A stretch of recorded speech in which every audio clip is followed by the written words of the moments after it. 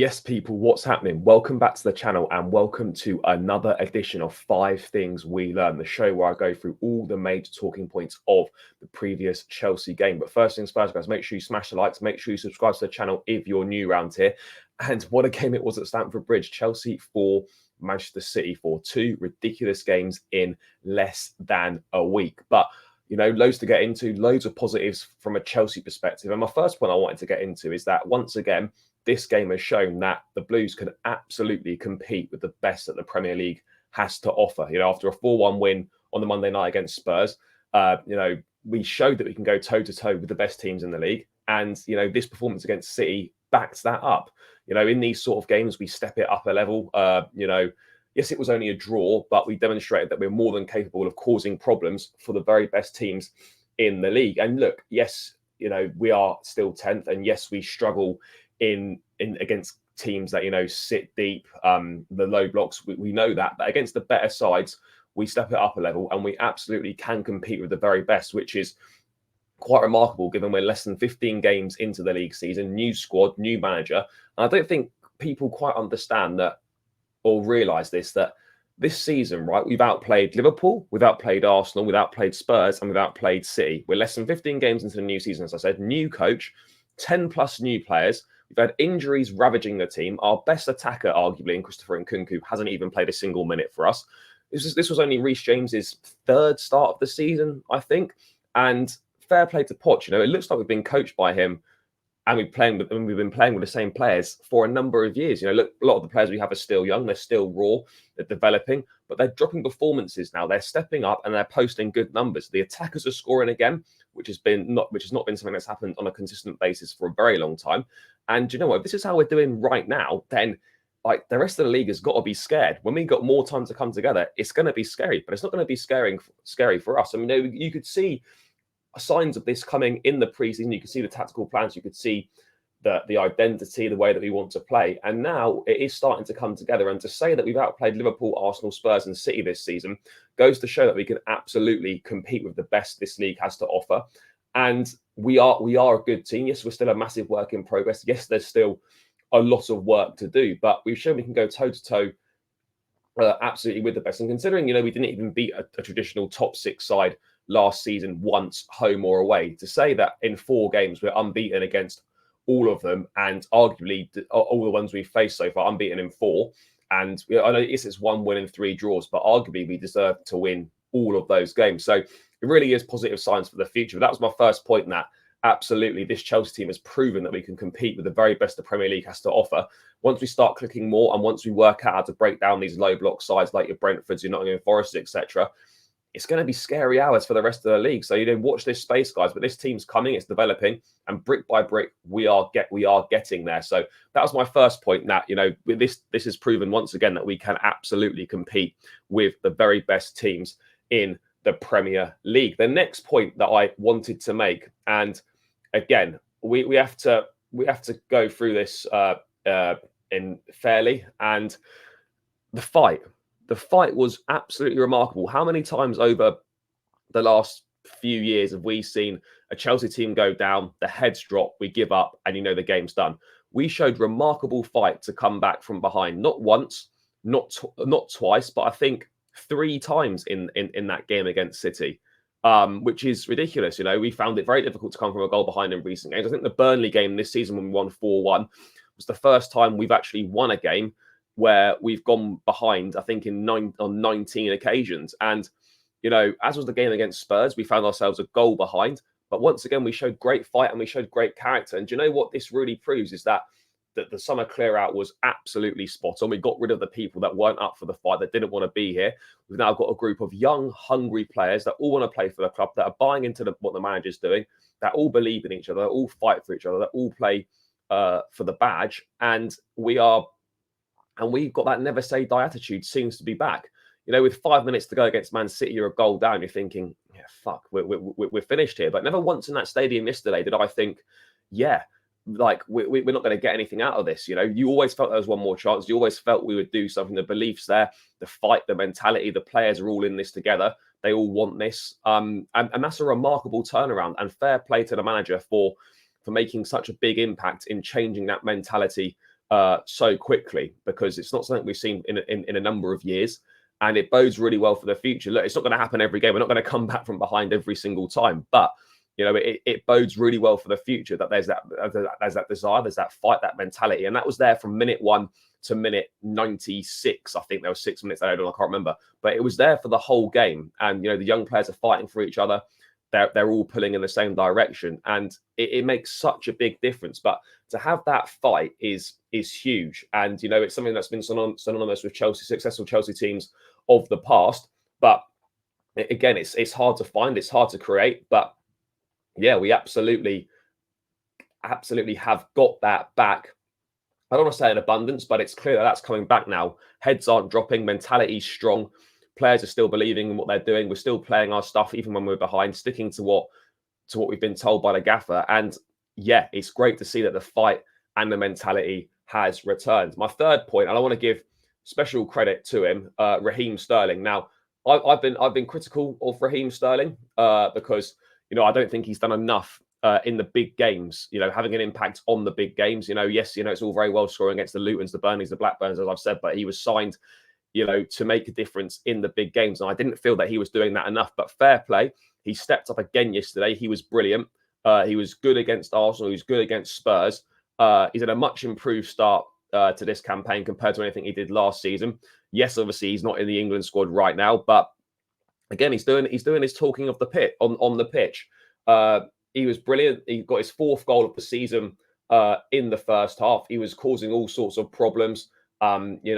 Taking players on, running at, getting past players, putting balls into the box, assists, goals, everything that Chelsea did everything good that Chelsea did certainly involved Raheem Sterling in a positive way. And all I've ever said is that I just want him to influence the big games on a more consistent basis. And he's starting to do that now. So fair play to him. And, he can definitely be a big game player for Chelsea, an important player for Chelsea. Yes, I'm a big fan of Mykhailo Mudryk, but right now Sterling has got the experience. He's performing in the big games. He's stepping up and he's delivering. And that's all I've ever asked for. Just deliver on a consistent basis in the big games. Yes, you can't do it every time, but the big thing for me with Sterling now is the consistency. Don't do a performance like don't do 2 good performances like you've done this week, and then get to Newcastle and kind of put in a stinker. We just need that. I just need that consistency from Raheem Sterling to affect the big games, like he was signed to do, like he's paid the big money to do. So fair play to him yesterday. Everything that was good for Chelsea seemingly involved Sterling, and long may it continue. But I absolutely don't hate Sterling. I just know what he can do and expect more from him and demand more from him. And yeah, he's now starting to influence these big games. And he was brilliant yesterday, a constant threat to Man City. I think he had the beating of Kyle Walker on multiple occasions. We just need to see it more consistently from Sterling, and he can be a really, really important part of this Chelsea squad, part of this team this season, and can hopefully win us a lot of points. My next point I wanted to make, which I think is point number 4, is Nicholas Jackson again amongst the scorers. Obviously got the hat trick against Spurs on Monday night, but he was obviously criticised, and I think rightfully so, for missing a hatful of other chances in that game. Could have easily had 6.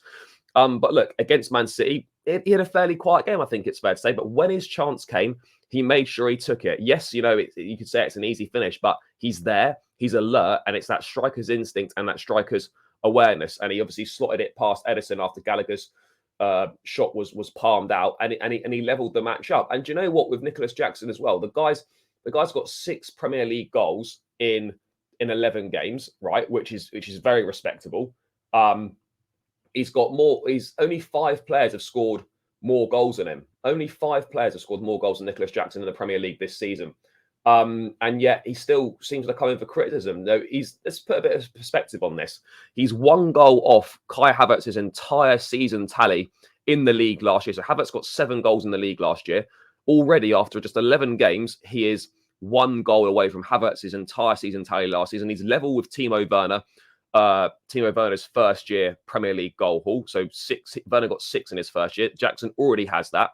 And he's already got over a quarter of Fernando Torres's number of Premier League goals for us in 1/10 of the matches. So look, am I saying that Nicholas Jackson is perfect? Absolutely not. Is there room for improvement? Yes, for sure. But to say that he's not doing well, to people saying that he's crap and stuff, like, people going on about Højlund this, Højlund that. Højlund hasn't scored a single Premier League goal. You know, Jackson is the only players that have scored more goals than Nicholas Jackson are Haaland, Salah. I can't remember the others, but there's 5. I think Callum Wilson's got one more. There's a few. Maybe Ollie. I think he's level with Ollie Watkins, right? Or maybe just one behind him in terms of goals. And yet one's labelled as not doing enough and not very good, and the other one's labelled as having an unbelievable season. So look, I'm absolutely delighted for Nicholas Jackson. He's doing really well. Long may it continue. Again, delivering in another key moment. And I'm really pleased for him. So he deserves his praise. And I'm sticking up for him because, you know, yes, there's room for improvement. Yes, he's raw. You know, he's got good attributes. He still needs to improve in a number of areas. But he's affecting games now. He's popping up in key moments. And some of the discourse and the criticism of him, I think, is just totally unfair. And he's doing a lot better than a lot of people make out. So fair play to him. Yes, we still do need another striker. But he's absolutely amongst the goals. He's scoring. He's delivering in key moments. So fair play to him for that, and he deserves his props and he deserves his praise. So I don't think enough people are giving him the praise that he deserves. My final point was, and a really big one, Reece James looking more and more like his old self. You know, he's been cursed with injury in recent seasons, as we know, and he's coming off the back of another hamstring injury. Yes, he's been building up his fitness the past few games, but his performance against Man City was absolutely his best of the season by far. Yes, there's not been that many, but it was absolutely the best. He provided the assist for Sterling's goal, taking advantage of a defensive mistake by Josko Vardiol. And he literally pocketed Jeremy Doku the whole game. He locked him down. One of the best 1v1 wingers in the league. Locked him down. Doku done nothing all game. And Reece James was absolutely superb. And these are the sort of performances why you put up with kind of the injuries and his fitness issues, because you know what he can do. You know how much he can offer. And look, Reece James is an absolutely key player for the club. He loves Chelsea. You know, he's world class. On his day, he is the best right back in world football. And I fully believe that, no bias. In the 64 minutes that he played yesterday, he registered more successful tackles, 5 out of 6, than any other player for either Chelsea or Man City. No, Doku didn't have a sniff all game. Do you know what the scary thing is as well? Reece James isn't even fully fit. He was absolutely superb. You know, look, he's the best in the world. I've said it. We've seen Vinicius Junior. I think Rafael Leao said it as well, that Reece James is the hardest player they've ever played against. Everyone said Doku would cook Reece. He didn't. He pocketed him. He got him booked for diving, and he got an assist as well. So Reece James back to his best, and it's great to see. And he's not even fully fit yet. So long may that continue. And what a player he is, and he's going to be so important for us, massively important for us. I just wanted to give a quick shout out as well to Cucurella. He's been absolutely superb, brilliant again. Yes, he was hard done by for the pen. He had a yellow card for playing on a yellow card for most of the game. He was absolutely superb. He's been brilliant. I just wanted to give props to him because he's showing signs that he's of the player that we signed. Absolutely superb. Plenty more to do to sort of resurrect his long-term future at the club, but absolutely been superb these last 5 or 6 games. So I just wanted to give fair play to him on that one. And obviously Cole Palmer, I mention him every time, little bit there, brilliant again, nerves of steel to secure the penalty, slot the penalty, past Edison in stoppage time. But yeah, guys, that's 5 things we learned from Chelsea 4, Man City 4. Let me know your thoughts in the comments below. As always, smash a like on the video, subscribe to the channel if you're new around here, and I'll catch you again in another video soon. Up the Chelsea, and peace out, people.